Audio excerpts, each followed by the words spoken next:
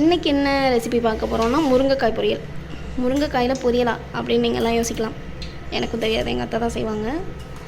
அதுக்கு முதல்ல கடாய் வச்சு அதில் எண்ணெய் ஊற்றியாச்சு. எண்ணெய் காஞ்சதும் கொஞ்சம் கடுகு போடணும். இப்போ தான் எண்ணெய் காயுது.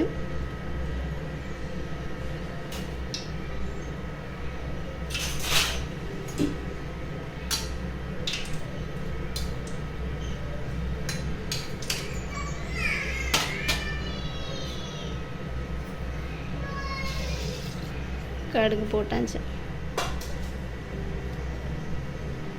கடுகு வெடித்ததும் அதில் கொட்டுறதுக்கு வெங்காயம் தக்காளி எல்லாமே நறுக்கி கட் பண்ணியிருக்கு.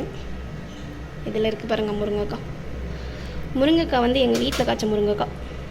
நீங்கள் முழு முருங்கைக்காயை சின்ன சின்னதாக கட் பண்ணியும் போடலாம், இல்லை உங்கள் சைஸ்க்கு எவ்வளோ பெருசு வேணுமோ அந்த சைஸ்லேயும் போடலாம். நாங்கள் குட்டி குட்டியாக தான் கட் பண்ணியிருக்கோம்.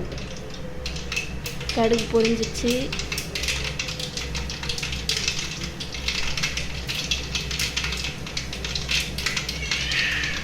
இப்போ அதுக்குள்ளே இந்த வெங்காயம் கருவேப்பிலை ரெண்டையும் சேர்த்து கொஞ்சம் செவக்கிற அளவுக்கு வதக்கிக்கலாம்.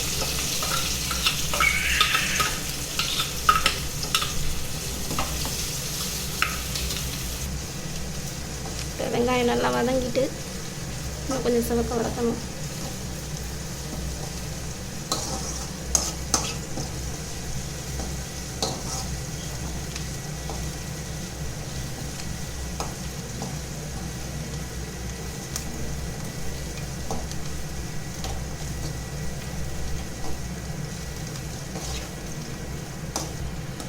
இப்போ வெங்காயம் நல்லா வதங்கிடுச்சு. இதில் தக்காளியை சேர்த்துங்க. தக்காளி சேர்த்து கொஞ்சம் நல்லா வதங்குற அளவுக்கு வதக்கிட்டே இருக்கணும். இப்போ தக்காளியும் நல்லா வதங்கிட்டு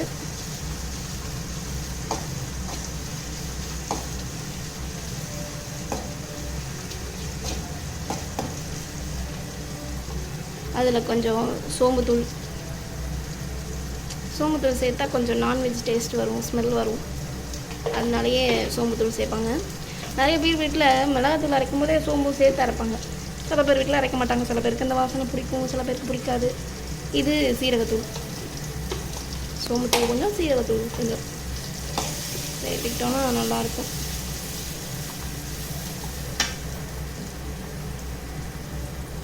அடுத்தது வீட்டில் அரைச்ச மசாலா, மிளகாத்தூள்,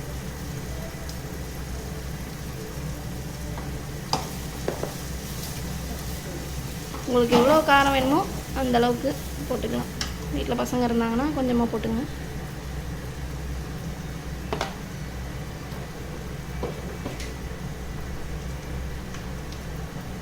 உப்பு தேவையான அளவுக்கு.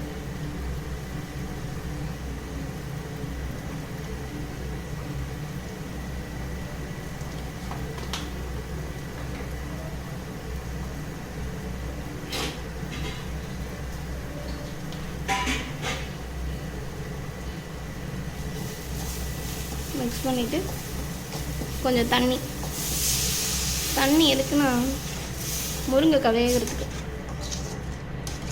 உங்களுக்கு எவ்வளோ தண்ணி வேணுமோ அவ்வளோ கொஞ்சம் ஊற்றிக்கலாம்.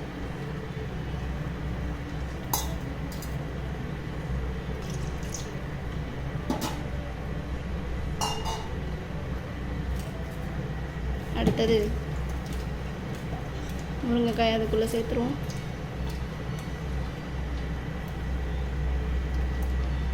யாராவது முருங்கைக்காய் பொரியல் பண்ணியிருந்தீங்கன்னா சொல்லுங்கள் எப்படி இருக்குன்னு டேஸ்ட்டு. எங்கள் அத்தை சொன்னாங்க நல்லா இருக்கும்னு.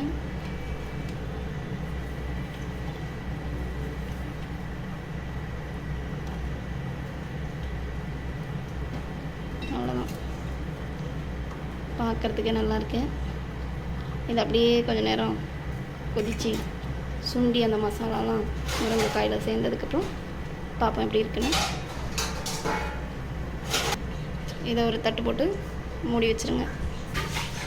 இப்போ கொஞ்சம் கொதிச்சு கொஞ்சம் தண்ணி சுண்டி இருக்கு. பார்க்குறப்பவே நல்லா இருக்குது. பார்க்க சாப்பிட்டு பார்த்தா டேஸ்ட்டாக இருக்கும் போல. உங்கள் வீட்டில் எல்லாம் இது மாதிரி செஞ்சு பாருங்கள். முருங்கைக்காயில் பொரியல்.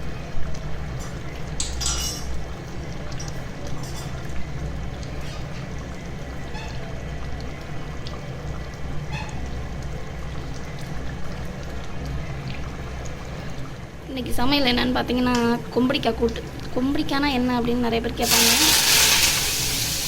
கொம்படிக்காயை வந்து வீட்டில் காய்க்கிற கொம்படிக்காய் தான், மார்க்கெட்டில் கிடைக்குமா என்னன்னு நமக்கு தெரியல. இதுதான் கொம்படிக்காய். வீட்டில் நிறைய பேர் வீட்டில் தானாகவே முளைக்கும். இது மழை சீசனில் இல்லை, வெயில் சீசனில் தானாகவே முளைக்கும். இதில் கூட்டு வைக்கலாம், கீத்துக்காய் போடலாம். கீத்துக்காய்னா நிறைய பேருக்கு தெரியாது. காராமணி பயிறு, அரிசி, இந்த காயெல்லாம் கட் பண்ணி நாளே வேக வச்சுட்டு அடுத்த நாள் காலையில் சாப்பிட்டா அவ்வளோ நல்லது. கொம்படிக்காயில் கீத்துக்காய் செய்யலாம், கூட்டு செய்யலாம். அதே தான் இன்றைக்கி எங்கள் வீட்டில் கொம்படிக்காய் கூட்டு, முருங்கைக்காய் பொரியல். ஓரளவுக்கு ரெடி ஆயிடுச்சு. இதில் வந்து நம்ம கொஞ்சம் தேங்காயை அரைச்சி அதில் சேர்த்துப்போம். அரைச்சும் சேர்த்துக்கலாம், அப்படி இல்லைன்னா தேங்காயை திருவி பால் சேர்க்குறவங்க பால் சேர்த்துக்கலாம். தேங்காய் பால் அதுவும் நல்லாயிருக்கும். தேங்காய் சேர்த்தாலும் கொஞ்சம் நல்லா டேஸ்ட்டாக இருக்கும். அவ்வளோதாங்க, எல்லாம் சேர்த்து முருங்கைக்காய் பொரியல் கொஞ்சம் நேரத்தில் ரெடி ஆகிடும்.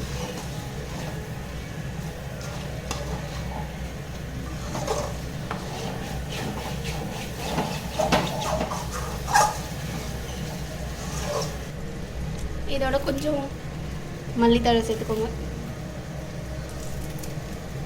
மல்லித்தழை சேர்த்தா கொஞ்சம் வாசமாக இருக்கும். அவ்வளோதான், லேஸ்னால் அப்படியே தூங்கினாப்புல விட்டுருங்க.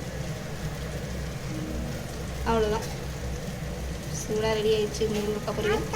நீங்கள்லாம் செஞ்சு பார்த்துட்டு டேஸ்ட் எப்படி இருக்குன்னு சொல்லுங்கள். சேனலை சப்ஸ்கிரைப் பண்ணுங்கள், லைக் பண்ணுங்கள். தேங்க்யூ ஃபார் வாட்சிங்.